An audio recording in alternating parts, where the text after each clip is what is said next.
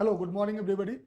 So let's start with the discussion of economy portion of GS 8 full test series. Okay, so we had full test series last Sunday. We'll be discussing it here. Okay, so let's take question number 51.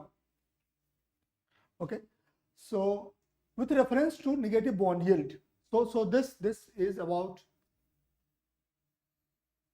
this question is about negative bond yield. With reference to negative bond yield, consider the following statements.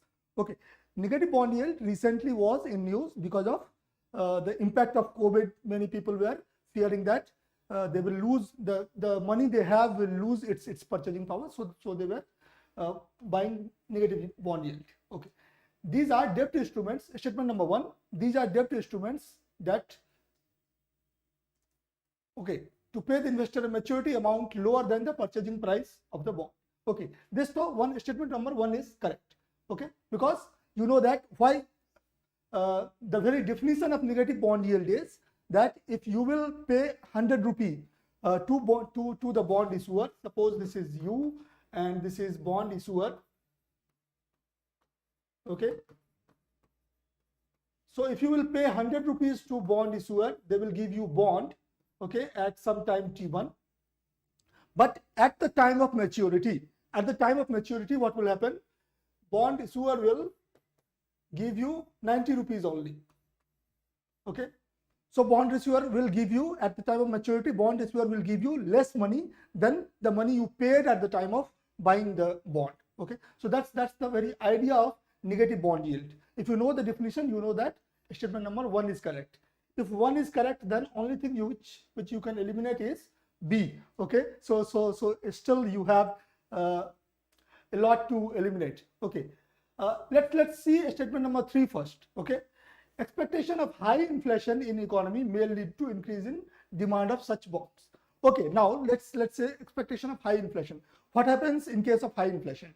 Okay, in case of high inflation, purchasing power of the money will come down. So in order to protect yourself in times of high inflation, you will choose you will want higher bond yield or higher return or less return. Of course, in times of inflation, you will want higher return so that your money will maintain your purchasing power. So you will want higher interest rate or higher return on bonds. Okay, not negative yield bond. So statement number 3 is incorrect. Okay, this won't help in time of this. So if a statement number 3 is incorrect, then you are back to the answer. Okay, that is 1 and 2 only is the correct answer. Okay, simple. And so statement number 2 is correct anyway. Without applying mind, you can say that statement number 2 is correct because 1 and 2 is correct answer by elimination method. Okay, but it may be issued by central bank of a country. Yes, negative bond yield may be issued by central bank of the country. Okay, recently Japan have issued negative bond yield. Many countries in Europe also have issued negative bond yield during the time of pandemic. So that was good. Hello Nitish. Hello. Hope you are enjoying discussion, Nitish. Okay, so answer is 1 and 2 only. Okay, let's move to, okay, so this is the explanation of it we just discussed. Okay, question number 52. Okay, question number 52 says that with reference to public debt management. Okay, with reference to public debt management, consider the following statement. Okay, so one, so you know that public debt management, RBI has a statutory responsibility to manage public debt of the central government. Okay, we know that RBI is one, banker of the government. Okay, and second, RBI is public debt manager of the government. Okay, so this is the basic concept. Why we asked this question? Because UPSC have already in 2021 asked a question related to RBI being lender of last resort to the banks. Okay, so functions of the RBI becomes very important. Okay, let's hope hope the screen is visible to all. Is it visible to all? Okay. So statement number 1, RBI has a statutory responsibility. Be very careful. It says statutory responsibility. It is not the constitutional responsibility. Okay. So RBI has a statutory responsibility to manage public debt of the central government. So 1 is correct. Okay. RBI also have responsibility to manage public debt of the state government, but that will happen only if state governments enter into an agreement with RBI. Okay, without a formal agreement with RBI, RBI do not have automatic responsibility to manage a state's public debt. Okay, as it happened currently, almost all the states have agreement with RBI to manage their public debt except Sikkim. Okay, Sikkim have some partial agreement, not full agreement. ठीक है, तो one तो correct है. Okay, if one is correct, then this statement goes, this goes. So answer can be either one or both 1 and 2. Okay, the public debt management cell has been set up by the finance ministry to streamline government borrowing. Okay, now be very careful. This is about public debt management cell. Okay, public debt management cell has been set up by the finance ministry. Now you may be confused that if RBI has the statutory responsibility to manage public debt of central government, then you may think that public debt management cell will also be under RBI only. Okay, that thinking may be there. Okay, hello Sunny. So you may think that, but the public debt management cell is indeed under finance ministry only. Okay, so this is one anti-Tukka statement. So if you will go for Tukka, you will mark it as incorrect. Okay, so 2 also is correct statement. Again, let's talk about public debt management authority. Have you heard of PDMA? What about PDMA? Public Debt Management Authority. This authority is under which body? Any idea? This authority is under which body? Nitish or Sunny? Any idea? Public Debt Management Authority is under which body? So the answer is that Public Debt Management Authority, this body do not exist as of now. Okay, as of now, PDMA do not exist. Okay, this was conceptualized in 2015 budget, but after opposition, this was done away with. Okay, so it's still not there. Though there is continuous debate going on whether RBI should continue to be a public debt manager of Government of India, because they have a conflict of interest. Okay, hello Richa, good morning Richa. So RBI have conflict of interest because RBI is also public debt manager and as a public debt manager, RBI will want interest rate to be on a lower side so that government can borrow at lesser price. Okay, that's one thing. But RBI also have responsibility to target inflation, and as a statutory obligation to target inflation, RBI will have to manage interest rate. Okay, so at times RBI will have to increase interest rate. Okay, so these 2 functions of the RBI, function as a public debt manager and function as a inflation targeting agency, there is a conflict of interest. That's why there was this PDM. Okay, so answer is both 1 and 2. Okay, dono sahi hai. 1 and 2 both are correct. Public debt management cell, I am repeating again, public debt management cell is not under RBI, it is under finance ministry, right? Okay, question 53. Which of the following sectors are allowed for 100% foreign direct investment in India? Okay, 100% FDI. Okay, this we can solve by elimination method. Okay, so let's see, publishing of newspaper. This though, even if you do not know, you know that newspapers have big role to play in dissemination of information in the country. Okay, so this is very strategic affair. Even if you do not know, you can guess that government will not allow 100% FDI in newspaper business. Okay, so newspaper business 100% FDI is not allowed. In fact, it is around 26%, and that too by government approval. Okay, so publishing of newspaper is not FDI, 100% FDI is not allowed in this. So 1 to chala gaya. If you will remove 1, okay, so options have been set very intelligently. If you remove 1, okay, you still have B, C and D to deal with. Okay, come to 2, private sector banks.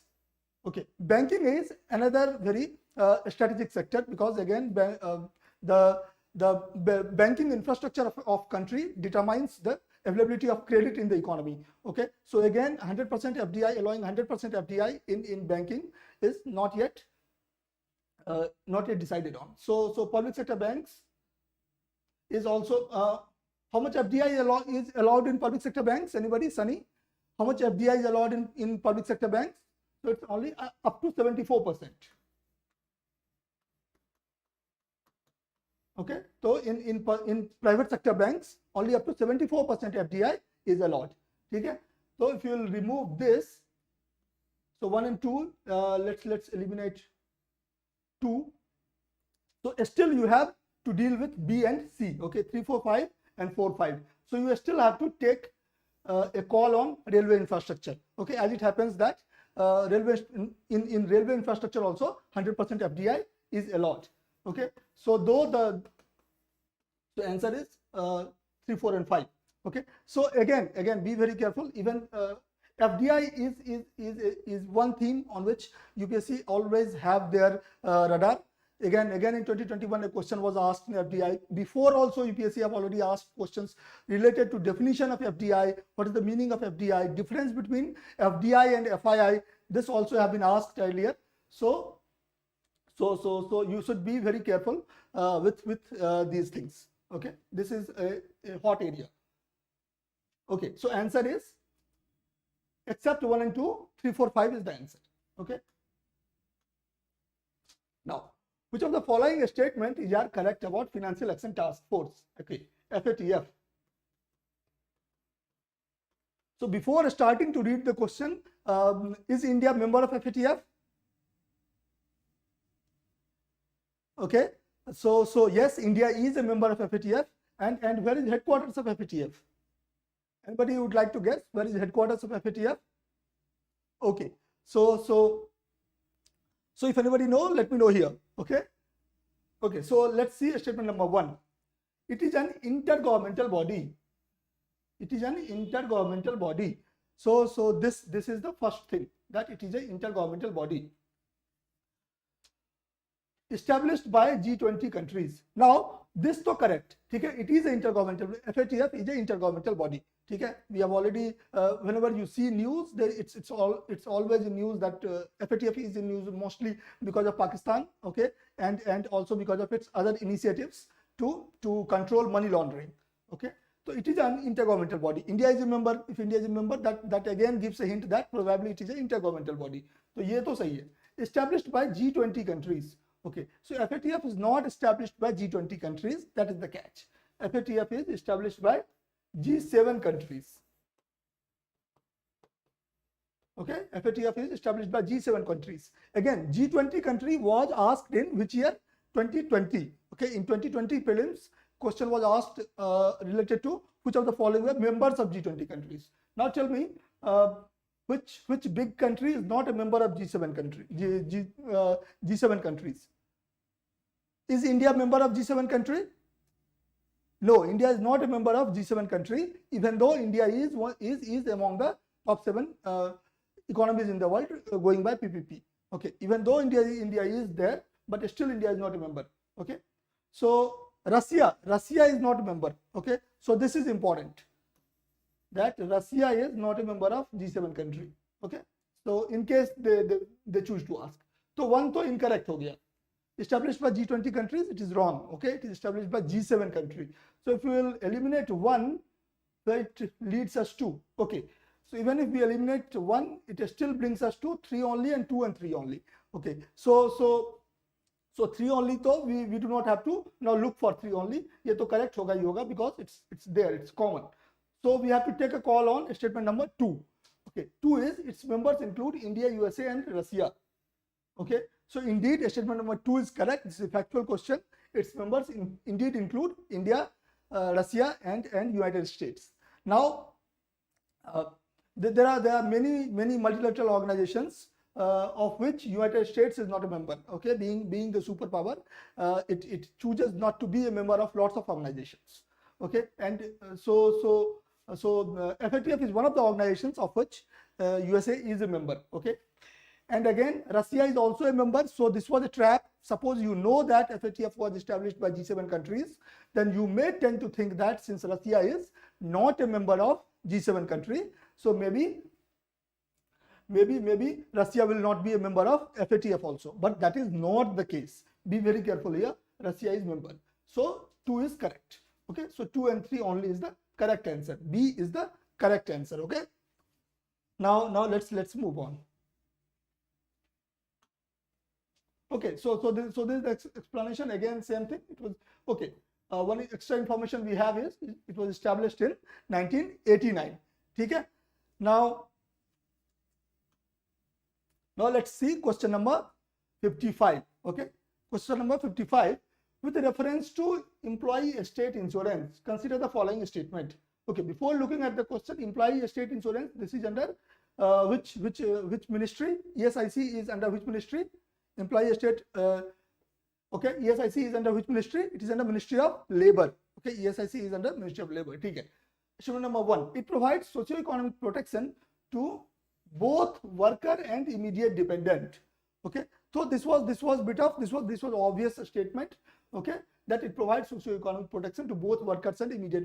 Whenever there is a but wait, this is not so obvious as we just talked, because not all insurance, not all health insurance or whatever insurance you subscribe to give automatic benefit to your family members. Okay, unless you are paying premium for your family members also, you are not included. But in ESIC, your workers and immediate dependents both are covered. Okay, so statement number 1 to correct है. If 1 is correct, that means only C can be eliminated. Okay, now let's see statement number 2. The ESI Act is applicable to employees of both seasonal and non-seasonal factories. Now here we will see here. Okay, so okay, okay, Spartan, you think, okay, let's look at one statement at a time. So you it appears that you are correct, but let's take a statement. Okay, the ESI Act is applicable to employees of both seasonal and non-seasonal. Okay, it is not applicable for seasonal workers. Okay, so it is not so statement number 2 is incorrect, not for seasonal workers. So 2 is incorrect. So if 2 is incorrect, anyway it's not there, so it was only in C. So it did no help. Okay. 3. Benefits under ESI scheme is not available to person whose wage is above 15,000 per month. Okay. Now, according to modified rule, now the limit set is 21,000. Okay. So benefit under ESIC is available to workers whose wage is up to 21,000. Okay, up to 21,000. So if anybody's wage is more than 21,000, then they will not be eligible. Okay, but less than equal to 21,000 people are eligible. So that means statement number 3 is incorrect. Okay, this was the old limit. So this becomes a question related to current affairs. Okay, this was old limit.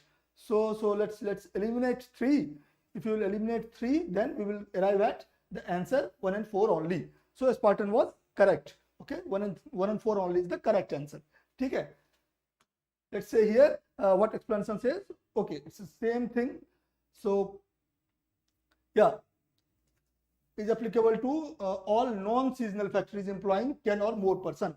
So here we have a additional piece of information given in explanation, that the ESI Act is applicable to all non-seasonal factories employing 10 or more persons. Okay, it does not apply to this. Okay, applicable to all non-seasonal factories employing 10 or more.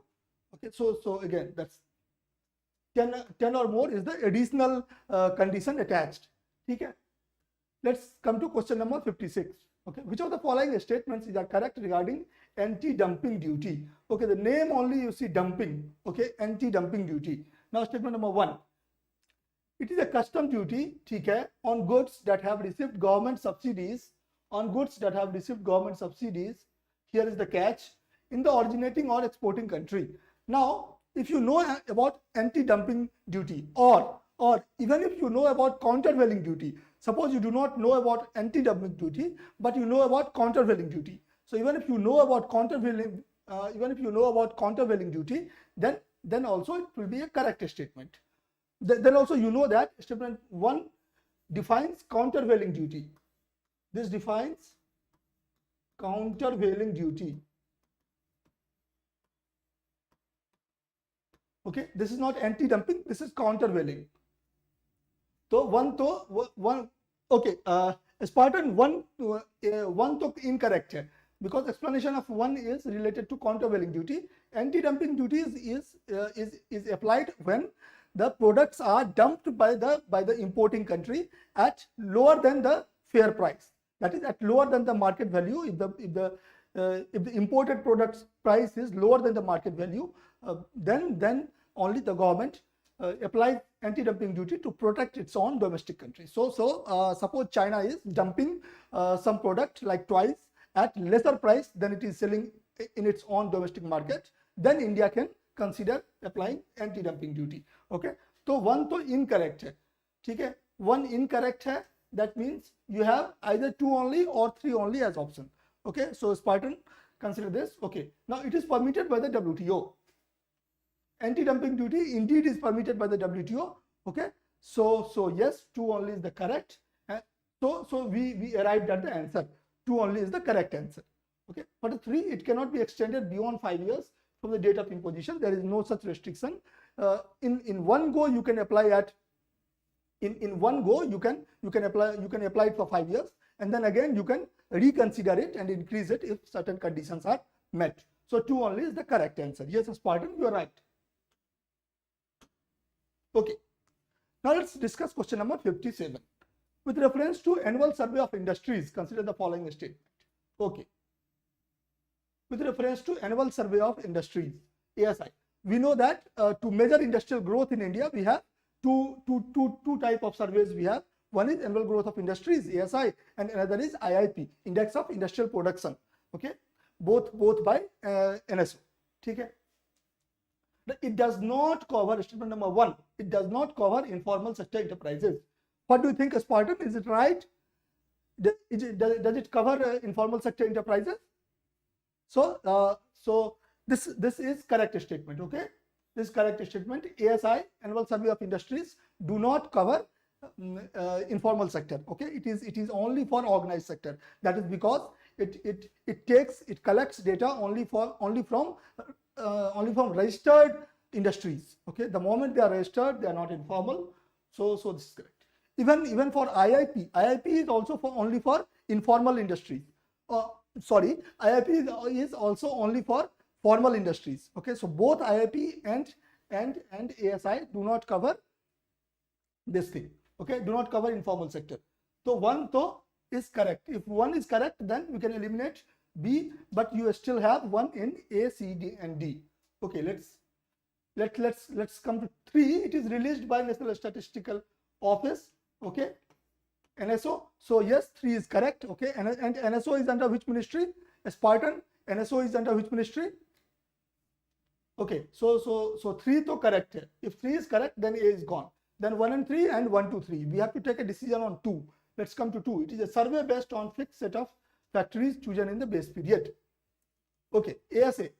It is a survey based on a fixed set of factories chosen in the base period. Now this is the crucial thing. Okay, so statement number 2 is incorrect. Okay, this is valid for IIP. Okay, it is not a survey based on, it is a survey but not based on fixed set of factories. Okay, whatever factories are registered, there will be data will be taken from them.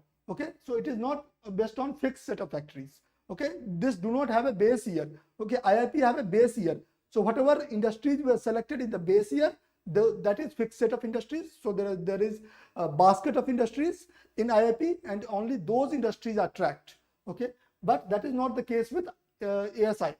Okay, in ASI, if a new industry comes up and it gets registered, then ASI starts tracking that also. So there is no fixed set of factories. That is important. Okay, so statement number 2 is incorrect. If 2 is incorrect, then answer is 1 and 3 only. Okay, that's right. Okay. Now again let's. So that's there in explanation. Statement 2 is incorrect.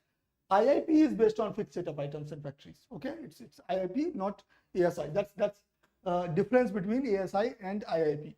Okay. So okay. New methodology of calculation of GDP uses data from ASI. Okay, so this is also one of the information you can have, that new series of GDP methodology uses data from ASI, so that they will have more realistic estimate of the GDP. Question 58. Which of the following are included in estimation of core inflation in an economy? Okay. Now you know that core inflation in an economy, core inflation means the price related to the food and fuel part gets excluded. Okay. So food and fuel price gets excluded, and the answer will be 1, 3, and 5. Okay. Answer will be 1, 3, and 5. Okay. So generally speaking, that's the correct answer. 1, 3, and 5 is the correct answer, generally speaking. But if we go into the detail, okay, if you go into detail, this is one piece of information for you, that this in this year's budget, government have given coined a new term, refined core inflation. Okay, refined core inflation. So I would like you to go and read about refined core inflation and how it is different from core inflation. And if once we will go through refined core inflation, and then we may have to reconsider our answer here. Okay. So the idea is that some petroleum products indeed is calculated, is included even in core inflation. Okay, some petroleum products like petrol for vehicles or diesel for vehicles. These are some of the things which are included under the miscellaneous head of CPI categories. So it is indeed included. Okay, but generally speaking, this is the correct answer. 1, 3, and 5 is correct answer. Generally speaking, if we consider that refined core, then we'll have to eliminate 2 also. Okay. So yeah. So be very careful about that. Refined core inflation, have a look at this term. It was used in this year's economic survey and may be very useful. Okay, let's see. Okay, so this just explanation, same thing. Okay, with reference to Prime Minister's employment generation program, okay, PMEGP, consider the following statements. Statement number 1, it is implemented at national level by KVIC. Okay, this is the correct statement. If you know that Prime Minister's Employment Generation Program, this is of which ministry? If you know ministry of the program, it will be very easy for you to answer statement number 1. Okay. Anybody, a Spartan or anybody else would like to say?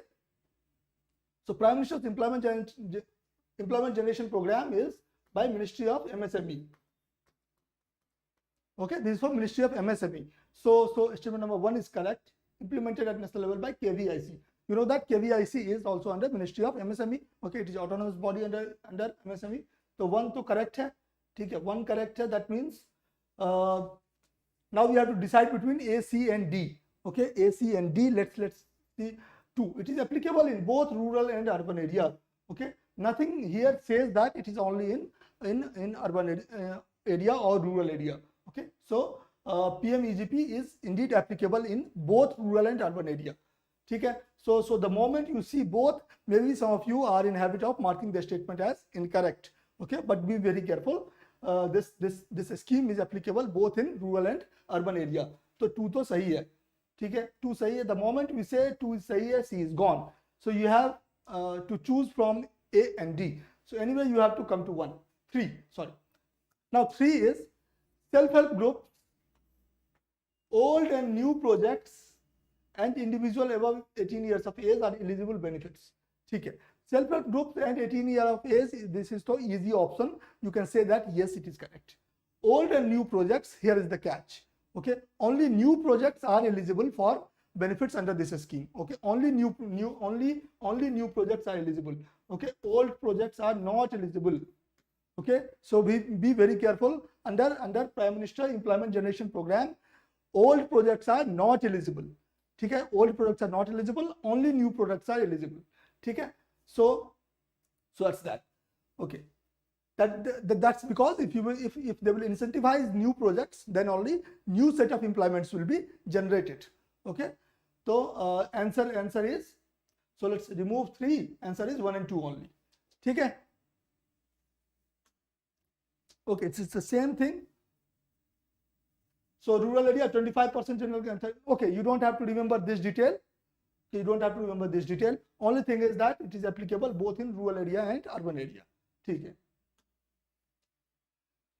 किस area में कितना किस the division among communities is not that important for exam perspective. Okay. Question number 60. An economy in a state of perfect competition. Now, so this is a question from microeconomy. Okay. Nowadays, UPSC is flirting with microeconomy. So we have to be a little careful. You should know some basic terms from microeconomy. Okay. So one thing you can do is just go to microeconomy book of NCERT class 11. Yes, class 11th, and just sorry, class 12th. NCERT book of microeconomy. It's a class 12th book, and just see the list of terms. Okay, there's a list of terms at the end of each chapter. Whichever term looks fancy to you, just Google it. Okay, so that you will be able to answer it in exam. Suppose if UPSC want to ask. Okay, let's take question number 60. An economy in a state of perfect competition will have which of the following features? Perfect competition means nobody there is a perfect competition. Everybody has equal powers. That is perfect competition. Let's take one. Free entry and exit of firms. This तो होगा ही. अगर perfect competition का case है means anybody can enter and exit. Okay. Otherwise तो it won't be a case of perfect competition. One is correct. One product sold by only one firm. If one product is sold by only one firm, will there be a perfect competition or completely imperfect competition? Okay, if one product will be sold by only one firm, then there will be no competition at all. Okay, then there will be monopoly. Okay, so we can remove two. So one correct hai matlab we can eliminate D. 2 is correct. If 2 is correct, then sorry, 2 is incorrect. One product sold by only one firm is characteristic of completely monopolistic economy. So if 2 is incorrect, then still you have to make a choice between 1 and 4 only and 1 and 3 only. Let's take 3. Zero advertising cost. See, why do firms advertise? They advertise to spread information about their products among the potential customers. Okay, that's the reason why they advertise. But in perfect competition, one of the features of perfect competition is that the information, there is complete information symmetry. Everybody have all the informations. That is one of the features of perfect competition. Everybody knows everything. So if everybody knows everything, then why to advertise? Okay, there is no point in spending money on advertisement if already everybody knows about everything. Okay, so zero advertising cost is indeed one of the features. So 3 is correct. The moment 3 is correct, your answer is 1 and 3 only. Okay, so 4, firms have pricing power. We already seen that in perfect competition, firms do not have any pricing power, because firms will have pricing power when? Firms will have pricing power only if they will not have a competitor. If they will have a competitor, then it will be difficult for them to increase the price, because then the customer will go to its competitor. Okay, so here in perfect economy, firms are price takers. Okay, they have to sell at the price which is determined by the perfect competitive market. Okay, so that means ये हो गया. तो answer हो गया 1 and 3 only. Firms do not have a pricing power in perfect competition. So just an opinion based question. Do you think that firms want seen a perfect competition? Okay, and which agency in India is there to ensure that there remains a healthy competition in the market? Which institution in India ensures that there is a degree of competitiveness in the market? Have you heard of Competition Commission of India? Okay, go through it. Competition Commission of India. Okay, so again the answer is same thing. Okay, so each firm produce and sell a homogeneous product. Okay, everybody is producing similar things, so that if you are a consumer, then you can go and buy from anybody and you will get same quality product at same price. Okay, so consumers also will not have any incentive to go to a particular place in a competitive market, because everywhere the product, same quality product, will be available at same price. Okay, now let's see question number 61. Which of the following are composed of non-tax revenue received? Now this is a very basic question, just to test whether you know the difference between tax revenue and non-tax revenue. Okay, tax and non-tax receipt of the government. Again, in 2021 mains, UPSC asked about revenue budget and capital budget. Okay, so if you have analyzed question paper of prelims and mains, and if you have analyzed the relationship between the themes asked in prelims and mains, then you know that there is certain degree of correlation. So if something is asked in prelims, then there is a chance that it may get repeated in mains also, and vice versa. If something is asked in mains, then there is a chance that it may get repeated in prelims also. Okay, so let's see. Okay, 1, 2, 3, 4, 5. Take 1, state duty. Okay, so state duty, the moment you see duty, even if you do not know definition of the word state, even if you do not know meaning of the word state duty, but if you know that it is a duty, that means it got to be some kind of tax. Okay, it got to be some kind of tax. While you are asked about non-tax revenue, तो ये तो गलत हो गया, 1 तो गलत हो गया. The moment one is wrong, you are here. 2, 3, 5, 2, 3, 4, and 5. Okay. And what is state duty? Anybody would like to contribute? What is state duty? So is it okay? So state duty is kind of inheritance tax, you may say. When a person dies and its estate is transferred to their children or whosoever they want, then the property which is transferred to other person is taxed by the government. Okay, government is indeed looking for opportunity to generate taxes, of course, for the welfare of the people. So state will be taxed. So हो गया 1 गलत. Okay, share of surplus profit from RBI. Okay, so it's not a tax. It indeed is a receipt. It is a revenue receipt, but it is not a tax. Charge for water supply and sanitation, yes, it is a service charge which you are giving. So this is also a non-tax revenue receipt. Profit from circulation of small coins, this is also a non-tax revenue receipt. So all revenue from postal services, this is kind of service charge you are paying. So it is not a tax, it is a charge you are paying for service government is offering to you. So answer is 2, 3, 4, and 5. 1 only is the incorrect. Okay. Okay. So that's what we have discussed here. Okay, question number 62. Which of the statements given below are incorrect? Okay, which of the statements given below are incorrect about trade-related aspects of intellectual property rights, TRIPS? Be very careful. Here the question is about, here they are asking you to identify incorrect statement. Okay, not correct statement. Okay, incorrect statement. 1. It prohibits compulsory licensing without the authorization of its owner.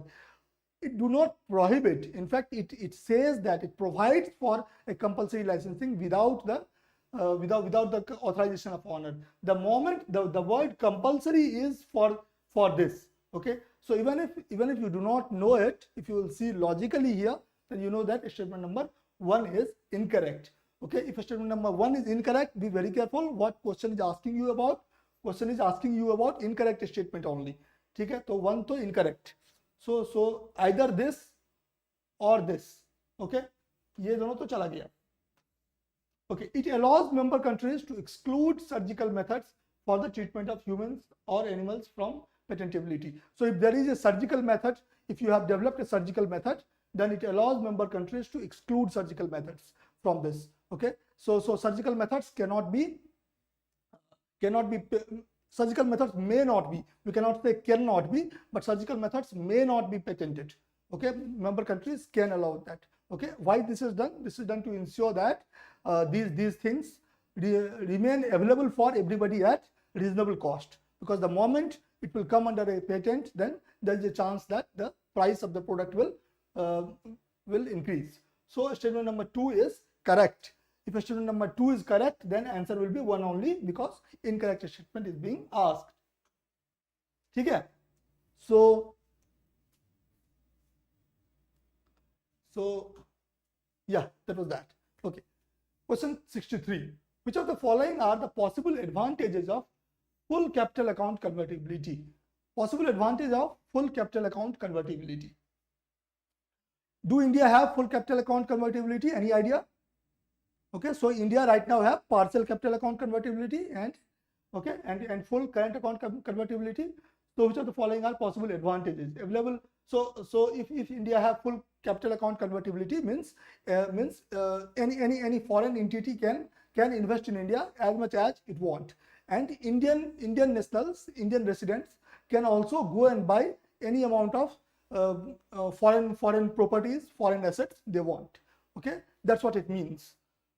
Availability of large funds to supplement domestic resources. Yes, if there will be a full capital account convertibility, then people can invest as much as they want in India, so there will be more funds available in domestic industry.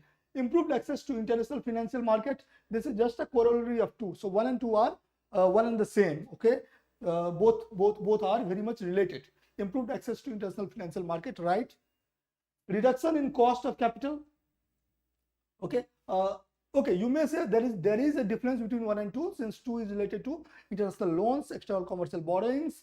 One can be related to either external commercial borrowings or FDI. Okay, but they are related. Yes. Reduction in cost of capital.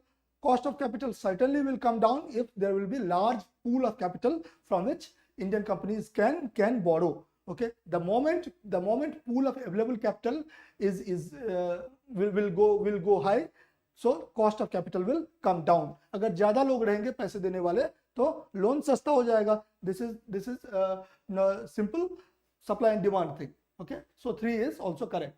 Incentive for Indians to hold international assets. Again, so it's not just one. It's not a one-way thing.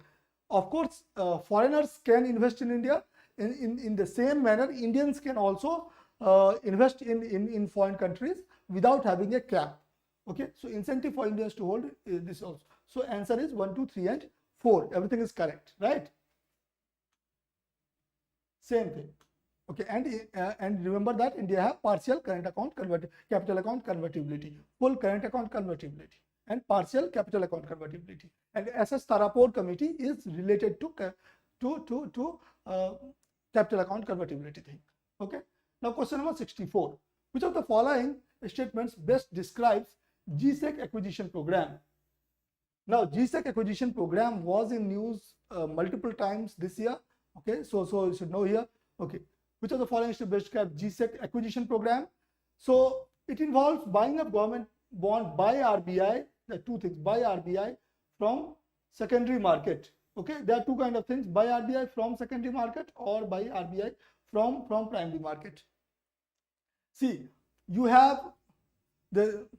should have known two things. One, GSEC acquisition program is by RBI. So this, if the moment you say it is something related to government securities, there is a chance that you will guess that it is something related to RBI. Okay, so this is by RBI. Okay. From secondary market, this was the point. Okay, that this is not from primary market. RBI, there is not buying of government loan by RBI from primary market. That's not there. That amounts to direct monetization of deficit. So that is not here. It involves buying of government bond by RBI from secondary market. Okay, so this difference between secondary market and primary market you should be very clear about. Okay. C, though it involves selling. No, it's not related to selling. So you got answer A only. A is the answer. Okay, answer is A. Okay, that's it. With reference to tax on the virtual digital assets, consider the following statement. Again, tax on the virtual digital assets. This was in news because the provision to tax virtual digital assets was included in this year's budget 2022-23. It was included. Okay. Now that finance bill have been passed, so this have been even approved. Okay. Now let's see statement number 1. Reserve Bank of India digital currency will be a part of digital asset. Okay, and will attract taxes. Now Reserve Bank of India digital currency, whenever Reserve Bank will release its own digital currency, now that currency will be very much same as the money. That currency will be very much same as the money which you have. Okay, so certainly that will not be taxed. Okay, Reserve Bank of India digital currency will not come under the definition of digital assets. Okay, for this purpose. Okay, so one is incorrect. Which of the is correct? So 1 is correct. If 1 is correct, then it can be either 1 only or both. See, giving of virtual digital assets will be taxed in the hand of the recipient. Here, this is the this is the core word. Okay, giving a virtual digital asset will be taxed in the hand of the recipient. Yes, so if you will get, if somebody will gift you digital asset, then tax, you will have to pay tax. Okay, the recipient will have to tax, to pay tax, not the giver. Okay, so this is a bit technical information, but since this was in news this year itself, and that too in budget, that's why we have gone to this extent. Okay, so you know that both 1 and 2 is the correct answer. Okay, so okay, let's see question number 66. With reference to debt service ratio, consider the following statement. Now first of all, you should know what is debt service ratio. Once you know debt service ratio, this becomes a this becomes an easy question to crack. Okay, so debt service ratio is amount of money which you have to pay to service debt. Okay, so that is debt interest paid on debt plus principal amount. That will mean total debt which you have to pay, debt service amount you have to pay, divided by, it is divided by your export income. So this is debt service ratio. Once you know debt service ratio, now let's see one. Okay, statement 1. For same quality and quantity of debt, country with higher export earning will have lower debt service ratio. Country with higher export earning, if export, since it is in denominator, if export earning will increase, means debt service ratio will come down. Okay, तो पहला तो सही है. ठीक है, ये सही है, मतलब answer will be either one only or both 1 and 2. Now 2. India's debt service ratio has been steadily decreasing in the last 10 years. Okay, no, this is incorrect. Okay, India's debt service ratio have been fluctuating. Okay, there is no consistent trend. Okay, so 2 is correct. Sorry, 2 is incorrect. So 1 only is the correct answer. Okay, so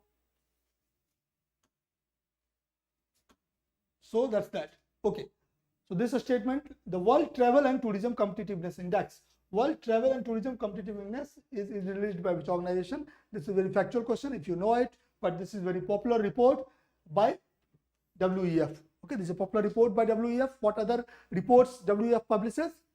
Okay, so Global Risk Report is also published by WEF.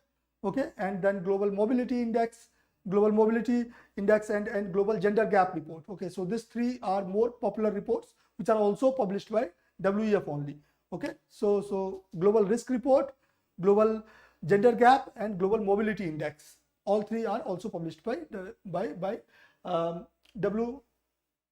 WEF only. Okay, so that's about that. So now you know the answer. Okay, so ठीक है.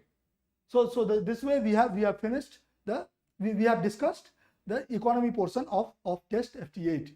Okay, so let me know how you found the question paper and how many questions you could mark it as correct. Okay, now discussion will be carried on by Rahul sir. Okay, he will be joining us just in a few seconds. Okay, and keep preparing for your prelims.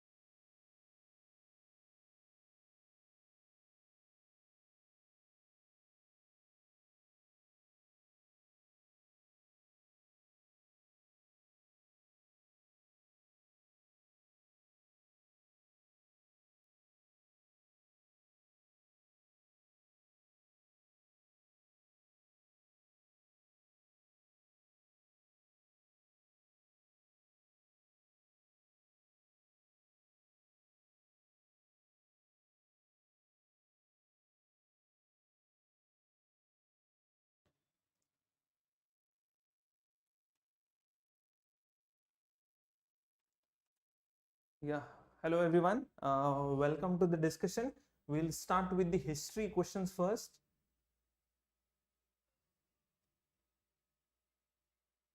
And then we'll move on to the questions related to polity.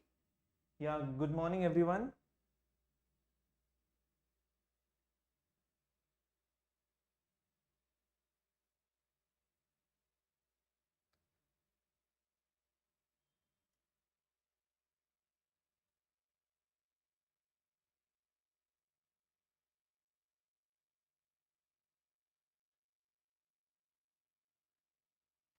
Yeah, good morning. So we'll start with the first question. The first question is related to Gandhian philosophy. So with reference to Gandhian philosophy, consider the following statements. Now it says that in Hind Swaraj, he expressed that there was no rights without duties.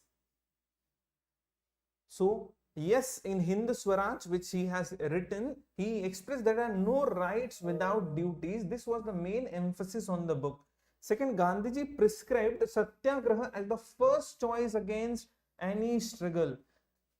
This was not the first thing that Gandhi asked for. Gandhi always said that the first choice would be your peaceful agitation, or what you known as a demand that you need to put in front of the government or whosoever the opposition is. So this needs to be incorrect statement over here.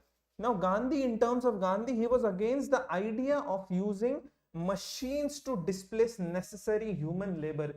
Yes, this statement is also right. We know that he was more about, it was more about some constructive work, and he mainly emphasized on, what did he emphasize? On the charkha, use of charkha, and all the human aspects of labor. So this is, he was against the idea of using machines. Yes. So 1 and 3 are the right answer over here. The explanation is also given to you. 1 is correct, 2 is incorrect, and 3 is correct. Now consider the following pairs. Now the different battles have been asked over here. The first battle of Panipat, battle of Chausa, and the battle of Haldighati. So this type of question they have been asking again and again in the examination. So what is the answer to this? Is the battle of Panipat fought between Ibrahim Lodi and Babur? Yes, 1526. This was the start of the entry of Mughal dynasty into India. So this statement is correct over here. The battle of Chausa, it was not between Akbar and Hemu. So what was the answer to this? It was between Sher Shah and Humayun, where Humayun won the battle of Chausa. And battle of Haldighati, what is the battle of Haldighati with related to?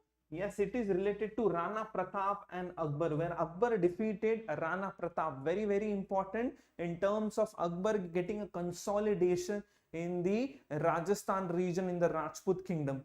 So this is the correct answer. So what is the answer? 1 and 3 are correct over here. You see over here, 1 and 3 are correct. We have also seen 1526 is the first battle of Panipat.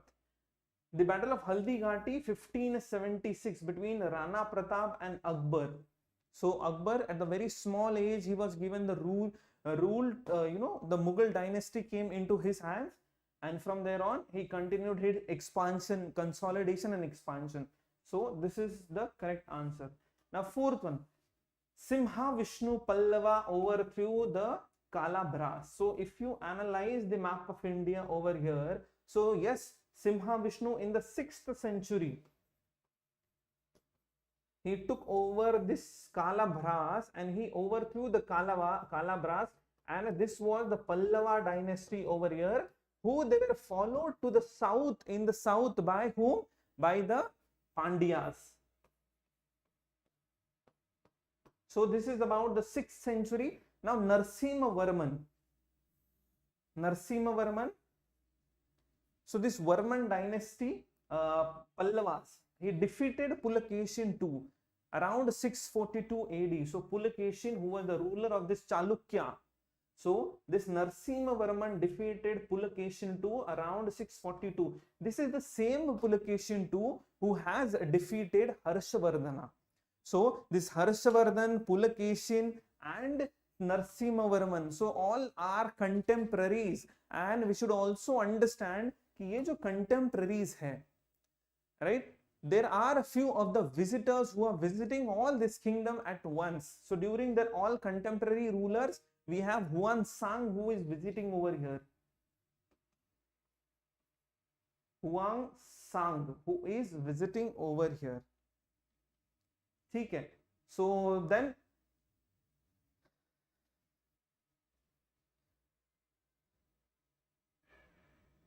Rajendra Chola's expedition to the Gangas. When is this happening? This is happening in the 11th century. So what is the chronology of this? So this is the 6th century. This we are talking about the 7th century, and this is in the 11th century. So the answer is 1, 2 and 3.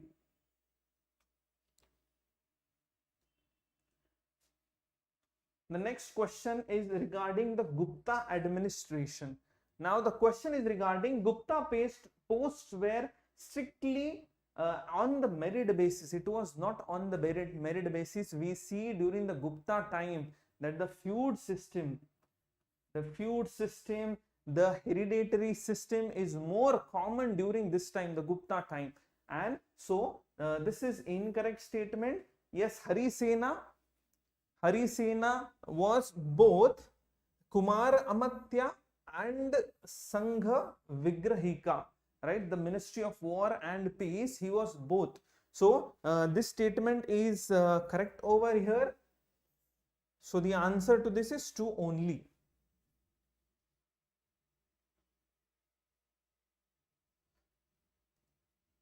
Now about Mauryan administration, the question is asking us. The first statement was the centralized system of administration was yet to evolve.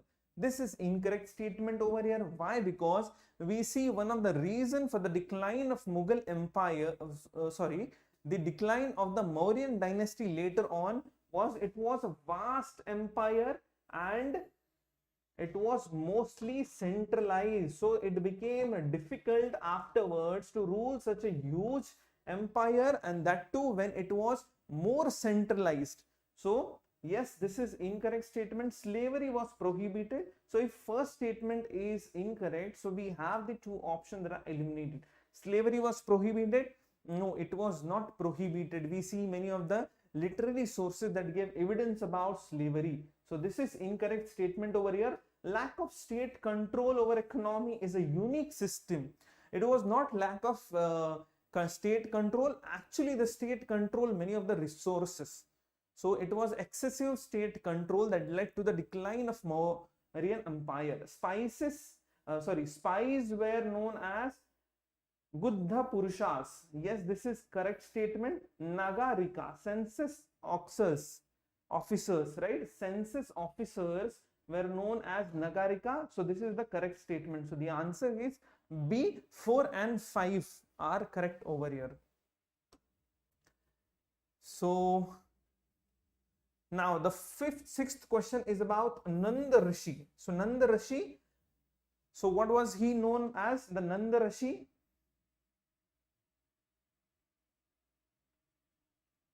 Yes, anyone?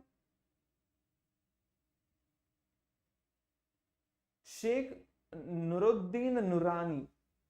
What is his name? Sheikh Nuruddin Nurani. So he was a Sufi saint who believed in the ideas from Hinduism, the Islamic culture, the Buddhism also. He believed in these ideas and he took all these ideas and it contributed to his teaching also. So yes, he was a Kashmiri Sufi saint. He was deeply influenced by the saying and teachings of. Yes, was he influenced? Yes, he was influenced by Laleshwari, that is Lal Ded.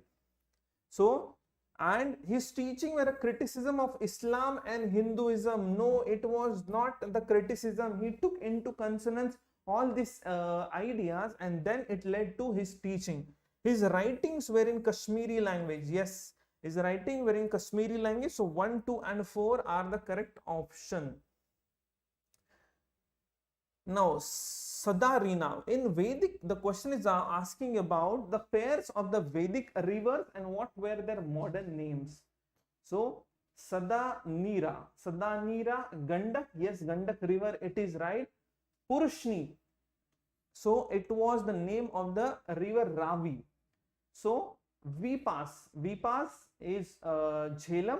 Is this the correct option? No, this is not the correct option. The correct option is the Vipas is known, so Bias river is known as the Vipas river. So Bias is known as the Vipas river. And what is this Jhelum known as? Jhelum is known by which name?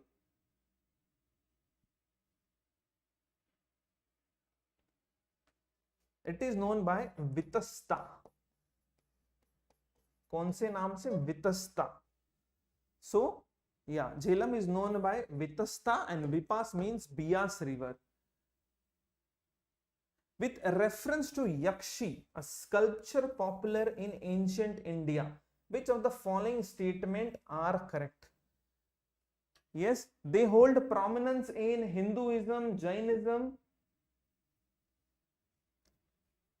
and Buddhism. Yes, this statement is correct. So this is the right answer over here, first and two, because Sangam text Sillapadikaram, very important, Sillapadikaram provides literary evidence of Yakshi worship in ancient India. And the Yakshi statue of Didarganj, in Didarganj there is a statue of Yakshi, but it is not made up of limestone. What it is made up of? It is made up of sandstone. So it is a sandstone statue of at Didarganj, which belong to the Yakshi. So the answer is 1 and 2 only. Now, classical language. Now they have changed some of the features with respect to this classical language. For a language to qualify as one, there must be discontinuity between its ancient form. There must not be. The question is must not be. So this statement is incorrect. Yes, even if there is a discontinuity, we have some other clauses which needs to be affirmed so that it is called as a classical language. So this statement is incorrect. All the classical languages are listed in the 8th schedule. Yes, they are listed in the 8th schedule of the Constitution. A classical language automatically becomes official language of the communication between state in which it is spoken and the union So it is not always that it becomes automatically. It is this statement is incorrect. Once the language is declared classical, so ये फायदा है उसका कि अगर एक बार classical language का status मिल जाता है, then it gets financial assistance for setting up a center for excellence.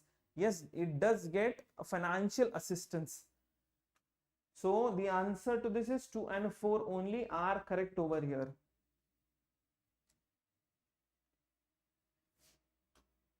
With reference to Shankar Deva. Now Shankar Deva, who Manipuri, very famous. He was very known for Vaishnavism or Neo-Vaishnavite saint. So he translated the Ramayana and the Mahabharata into Assamese. Yes, he did translate this into Assamese. He was proponent of Ek Sarana movement. Ek Sarana. There are many gods. He said that there is a single God, but they are known by different names. So this is known as the Ek Sarana, that is oneness. So he is the author of the book named Nirvana Shatakam. No, he did not write this book on Nirvana Shatakam. It is written by not by Shankar Deva, but by Adi Shankaracharya. So this book is written by Adi Shankaracharya. So the answer to this is 1 and 2 are correct answer. Now with reference to this Pandithrana temple, where is this Pandithrana temple? Near Srinagar. This temple is there. Which of the following are correct? So it is located on the bank of river Indus. It is not Indus, it is Jhelum river.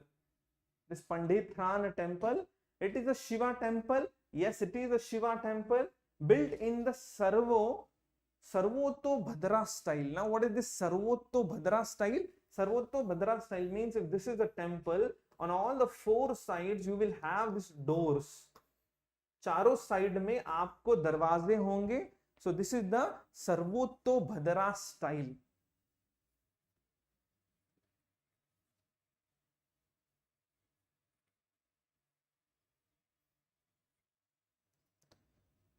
Now next question. Consider the following statement with reference to doctrine of Jainism. So this Digambars and Shvetambars, right? So Digambara Jain believed that women cannot be Tirthankaras. Yes, they did believe that they cannot be the Tirthankaras. And Shvetambar were there. Shvetambars, they believed that yes, women can be the one who are wearing this white cloths. They are known as Shvetambars. And the one who did not wear any clothes, they were known as the Digambars. So the Shvetambars, they believed that yes, women can be inducted as, they can become a Tirthankar. So first statement is correct. Both Digambaras and Shvetambaras followed 5 constraints as per the teachings of Mahavira. So the 5 constraints, yes, the Shvetambara did follow the 5 constraints, but the Digambaras who believed that Mahavira ne jo last mein aake ahimsa, the one which he added, need not to be followed. So they followed only the 5 parts or the 5 constraints. Now which are the 5 constraints regarding to this?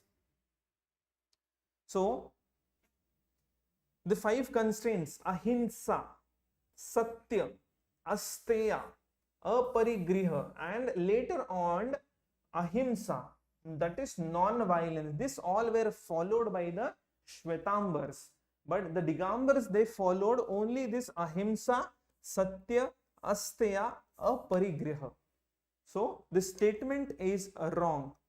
Now Shvetambara tradition recognizes Kala as one of the eternal substances, right? So what is the correct answer to this?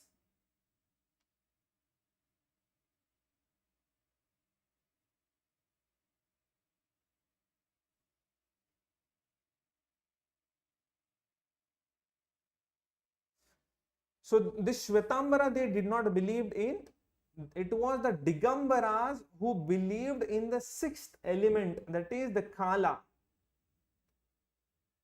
It is the Digambara, they believed in this Kala, that is time. They believed in Kala and not the Shvetambar. So the first statement is right only over here, and the next 2 statements are incorrect. Yeah, so Scheduled Caste Federation.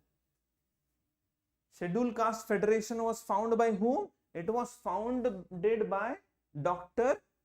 B.R. Ambedkar. So B.R. Ambedkar, he founded this Scheduled Caste Federation.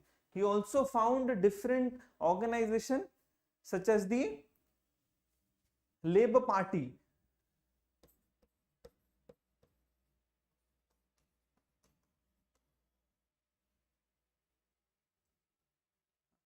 Yes, in 1942 he founded the Scheduled Caste Federation, and Independent Labour Party was founded in 1936. So Ambedkar and his organizations or the founded political associations with which he was part are very, very important. So in 1936 he founded this Independent Labour Party, and in 1942 he founded the Scheduled Caste Federation. Okay. Now Ramanuja, Madhavacharya and Tukaram. So Ramanujacharya, yes, he was during this time of the Chola I. Tukaram, 17th century, yes, Shivaji, he was during this time of Shivaji. And Madhavacharya, he was not during the time of Muhammad bin Tughlaq in the 14th century, but he was in the time of this 13th century when Balban was the Delhi Sultan. Balban was there. So this second statement is wrong over here. So the answer is 1 and 3 only. Who among the following wrote the book Lectures from Colombo to Almoda? It is Swami Vivekananda. Very easy question. So in our class also we have covered this. Swami Vivekananda. And consider the following pairs of popular uprisings and the states which are associated. Now this not very famous kind of movements, but yes, they are in a news. So this Kuka movement, where is this Kuka movement started? We are very familiarized with this Kuka movement. This is in the Punjab region, the Kuka movement that started, right? So this is in the Punjab region.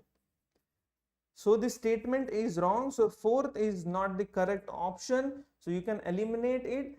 Zeliang Song movement. So where is this Zeliang Song movement? It is not in Mizoram. It is in Manipur. 1919. This took place. The Narkel Baria uprising in the Bengal region. Titumir, the famous Titumir, he was leading this movement. So this is correct. And even this Parlaki Medi outbreak in Odisha, this is the correct option. So the answer is 2 and 3, they are correct. Which of the following means of communication were introduced in India during the time of Lord Dalhousie? Dalhousie time is 1848 to 1856. So during this time, what invention did he made? Which was the communication? So you have railways. Yes, railways were introduced during this time. Post offices were actually were started in the 18th century itself. Okay, not in the 19th century. And yes, telegraph is there. So answer is 1 and 3 is correct over here.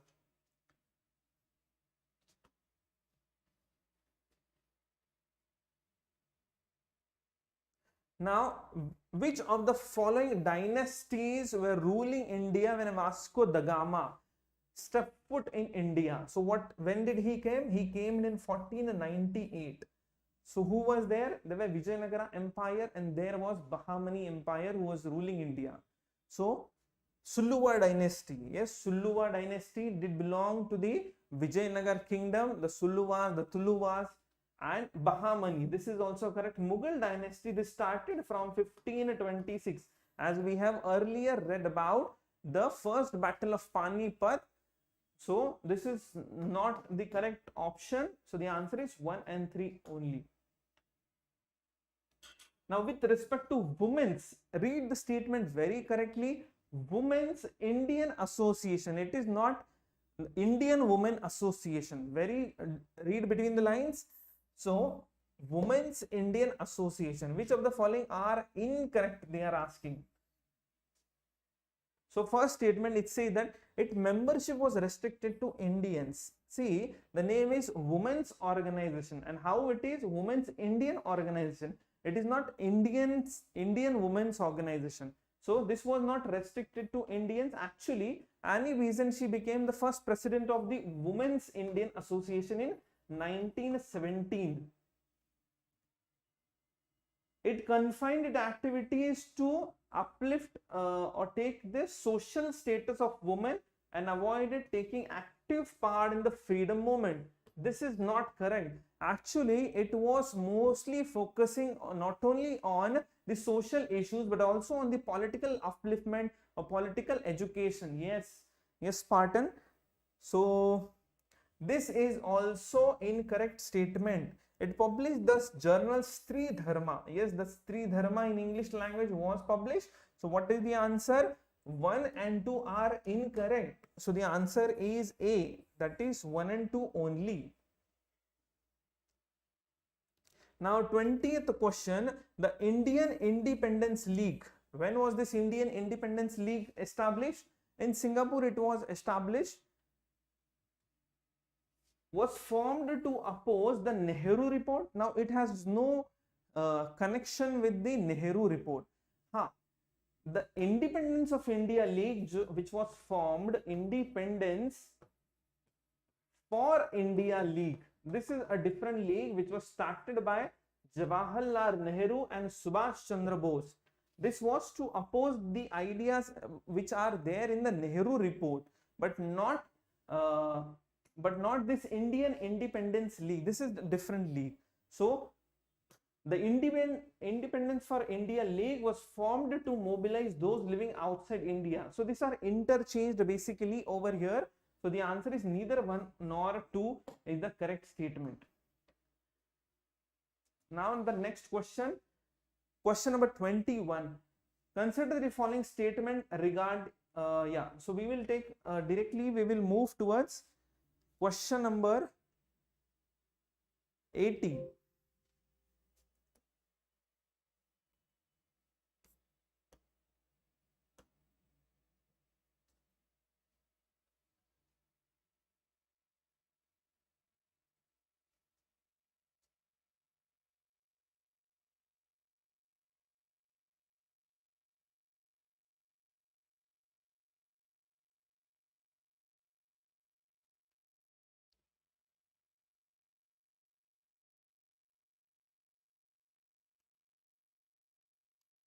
Just give me a second.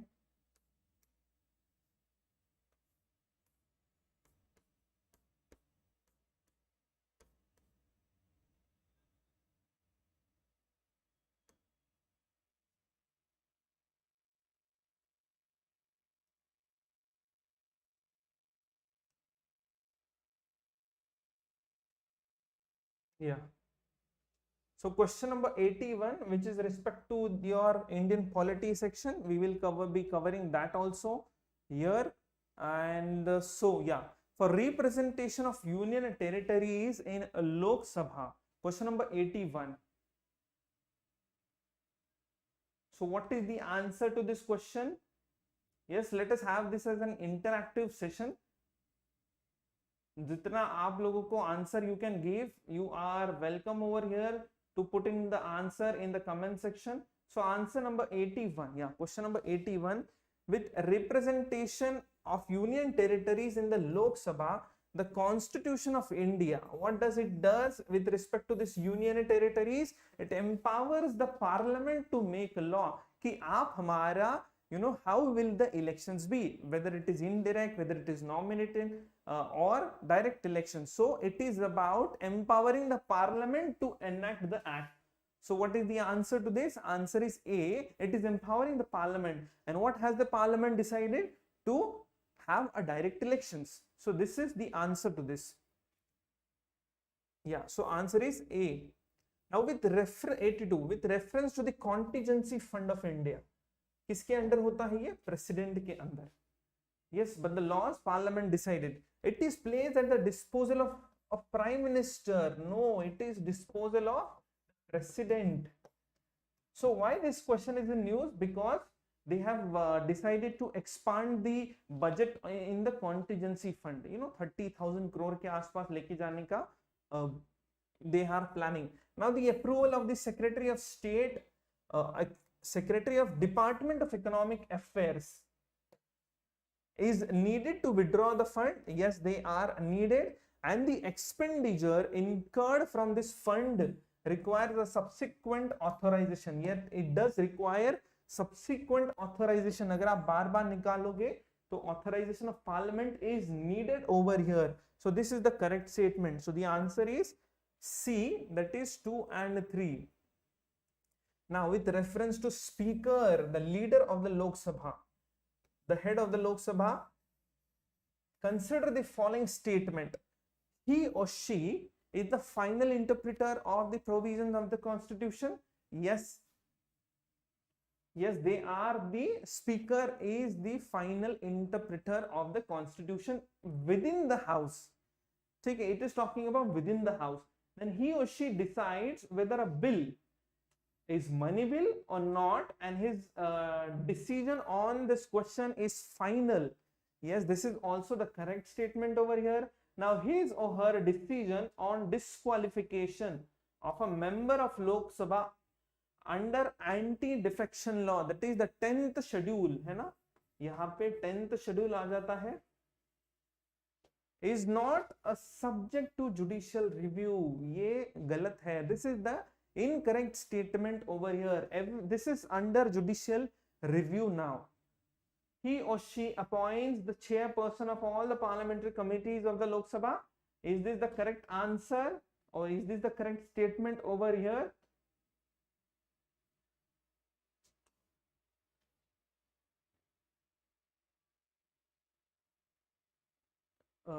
Just a minute. Yeah, he or she appoints the person of all the parliamentary committees. Yes, they appoint. So the answer is 3 is incorrect. So answer is A. 1, 2 and 4 are correct. Now which of the following statements are correct? The maximum strength of the central cabinet minister. Read very carefully. What are they asking you? They are asking you regarding strength of the central cabinet ministers. They are not asking you कि ministers की strength क्या है. So minister की strength होती है 15% of the total seats of the Lok Sabha, not the cabinet minister. So this statement is incorrect.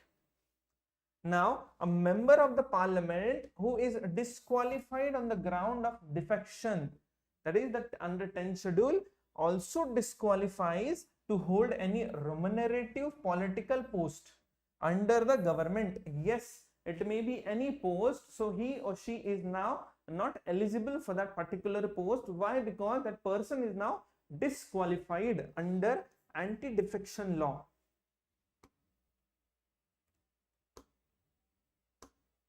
Question number 85. With reference to pardoning power of the governor of state, consider the following statement.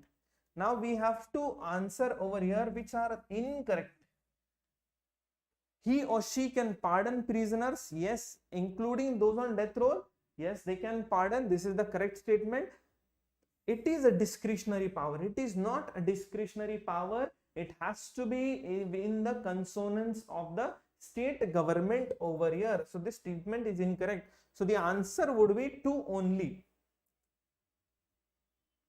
Now with reference to the finances, किसके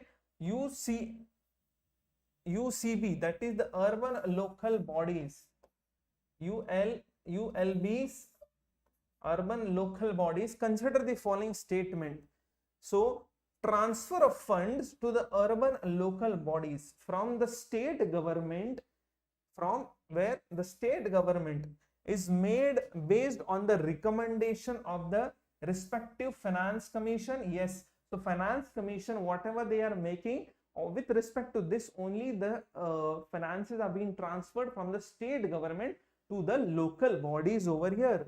Now urban local bodies can borrow from the financial institutions or other bodies only with the approval of the state government. Yes, the approval is required of the state government to borrow anything. So all these statements are correct over here.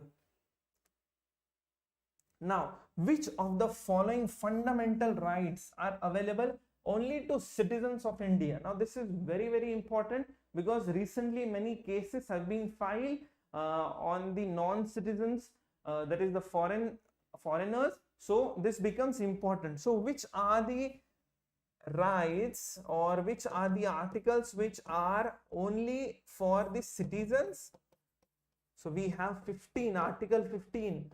Article 16, Article 19, 29 and Article 30. So these are only restricted to the citizens of India. They are not applicable to the non-citizens. So freedom of speech and expression, Article 19, it is only to citizen. Cultural and educational right, Article 29. Equality before law, Article 14. Right to life, Article 21. These are applicable to the non-citizens also. So the answer is 1 and 2 only. Question number 88. Which of the following fundamental rights does not require passing of an act? कौन से इसको act की जरूरत नहीं है by the parliament? ठीक है, abolition of untouchability. Abolition of untouchability, is it required over here? What is the answer to this?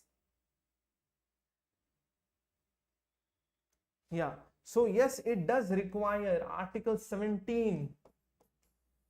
Abolition of traffic in human beings and forced labor, it also requires. Prohibition of employment of children in factories, this also requires. To pass an act, then only they are enforced. But इसके लिए prohibition of discrimination on grounds of religion, race and caste, this is not required over here.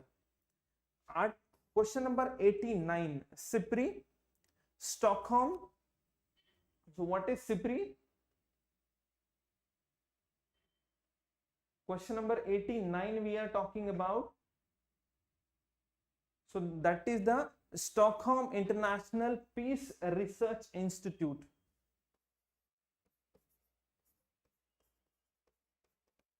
Stockholm International Peace Research Institute. Ye institute, this is there. Now this prepares a ranking, you can say, after analysis of all the topics related to armament, disarmament. So it accesses the current state of armaments and disarmaments of P5 countries only. It is not the P5, but majority of the countries are covered over here. Now according to the report, China and United States together possesses over 90% of the global nuclear weapons. It is not China and US, but it is US and Russia, which possesses nearly 90% of the total global nuclear weapons. So it is incorrect statement. Saudi Arabia is the largest arms importer. Yes, it is a largest importer, followed by India, Egypt, Australia and China. So we also have exporters also. So only statement 3 is correct. But this question is asking you which are incorrect. So what is the answer? Answer is 1 and 2.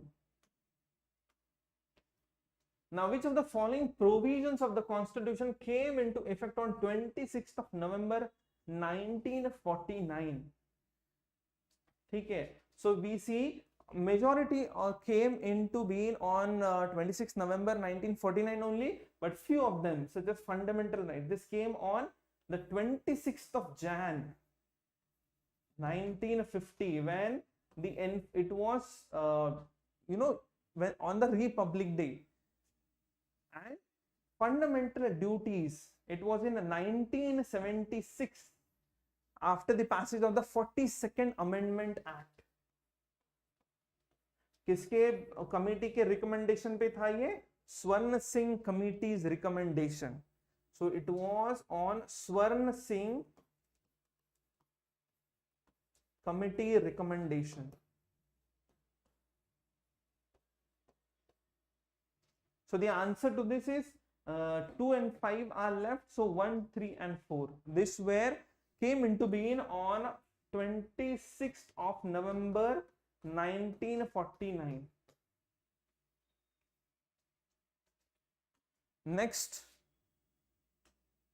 with reference to secrecy of ballot in the election, yes, it is mentioned in the RPA, and it is followed by In the election of president, yes, it is followed. Vice president, it is followed. The secrecy of ballot, but member of Rajya Sabha, इनके वक्त we use open ballot system. So not in the member of Rajya Sabha's election we use it. Now, this is a very easy question. Question number 92. Which of the following are the principles of the rule of law? So clarity and accessibility of law, yes, it is very required, so that there is simplicity of the law, that every common person understands what is law. Equality before law, yes, it is required, so that the principle of rule of law is applicable. Right to participate in the creation of law, yes, and independent judiciary. So all are the principles which are required for rule of law. So the answer is all of the above.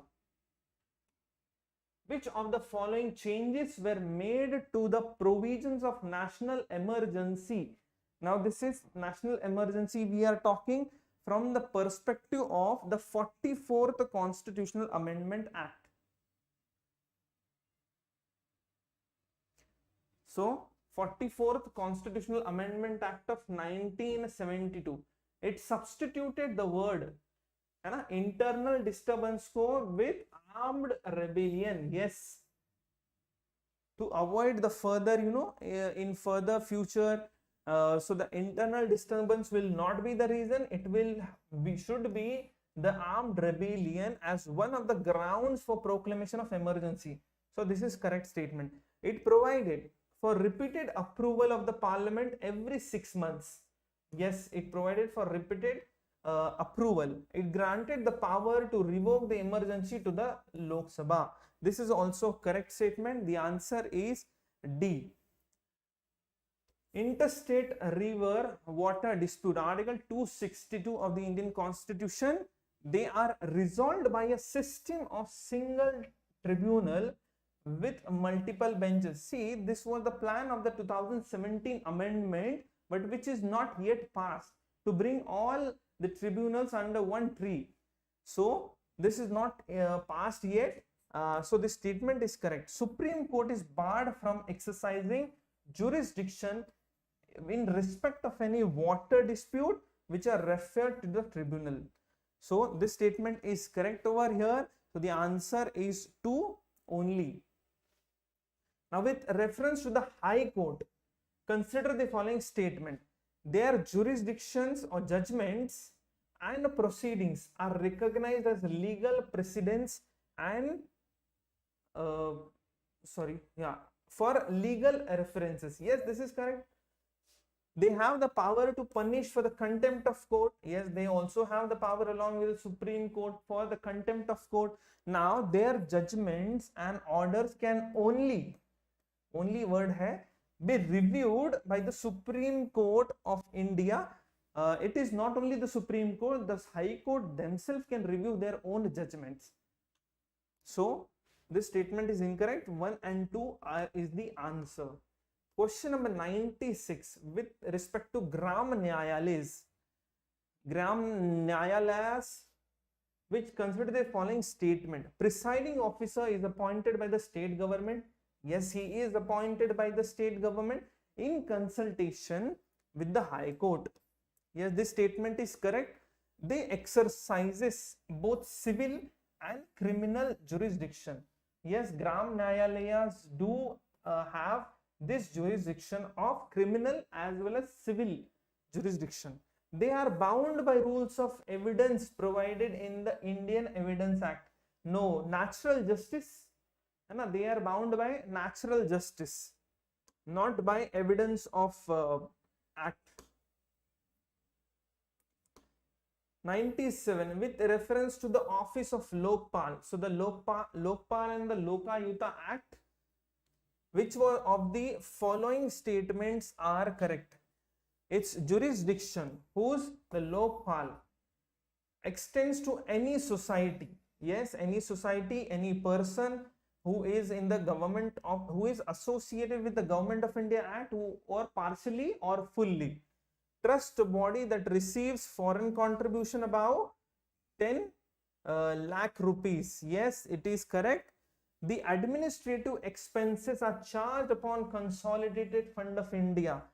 All the administrative, whether it is officers and the main officers, so unka jo expenses hai, they are charged on the consolidated fund of India.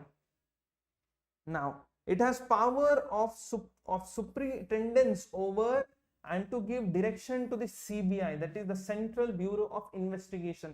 Yet yes, it has power over the CBI to give to superintendence over and give direction to the CBI. So this statement is also correct. So all the statements are correct over here. Now with reference to the external debt of India, which is around $492 billion,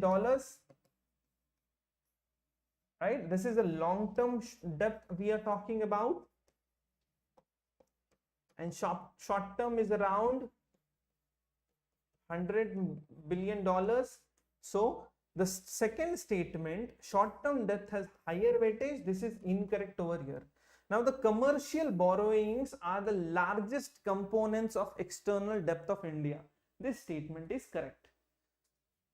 NRI deposits are part of external debt. Yes, they are part of your external debt. So the answer is 1 and 3, they are correct over here. Now let us take the 100th question with reference to the new public sector enterprise policy. Now they have decided, according to this public sector enterprise policy, to keep a minimum of 4, right? Maximum of 4 public sector companies as strategic sectors. Rest all will be either privatized or closed. So yes, there would be maximum of 4 public sector companies in the strategic sectors, and all public sector enterprises in non-strategic sectors will be under either privatized or will be closed. Now what are these 4 strategic sectors? See, they are atomic energy, space and defense. This is one sector. So atomic energy, space and defense. The second is about transport and telecommunication. Third is about power, petroleum, coal and other minerals. So it is related to power and minerals. And the fourth is banking, insurance and financial services. So these 4 sectors, they are kept as strategic, and rest are kept as non-strategic, which will either be privatized or will be closed. So this is about the 2 statements. So the answer to this is both the statements are correct over here. So this is the C option, and this is the end of the discussion. So thank you everyone, and do send in your comments on our YouTube channel. Thank you.